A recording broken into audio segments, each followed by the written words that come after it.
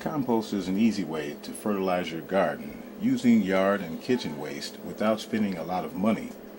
While many hardware stores sell an array of bins, you can build a very large and sturdy bin with a few basic materials.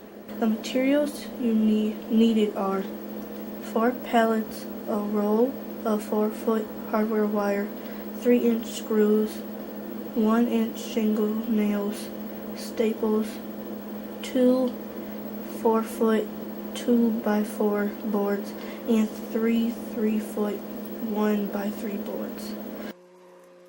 Look at your 4 pallets. Choose the sturdiest pallet for the floor. Put the other 3 pallets around for the sides and the back. See how they all fit sitting on the bottom pallet. All pallets are different from each other, so see what works. Take the best pallet and lay it on the ground. Put the hardware cloth down so it covers the pallet. Use the wire cutters to trim the edges.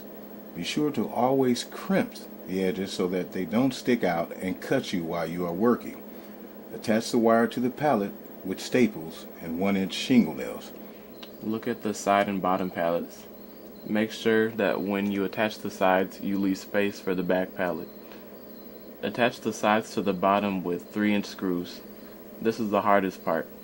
Be sure to get some help holding the pallets in place while you do this. You may need to experiment with screw placement and angles depending on how worn the pallets are. Attach the other side to the bottom in the same way. Attach the back to the bottom and the side pallets. Put the hardware cloth all the way around the pallets. Remember to crimp on the corners for a tight fit. First use staples about 4 to 6 inches apart to hold it in place, then reinforce with the shingle nails. Screw one of the 2x4s to each side to make the front. Cut a piece of hardware cloth to cover the front and a bit of the sides. Use pieces of board to hold it in place. Screw the board to hold in place. Remember, you are building a compost bin, not your living room.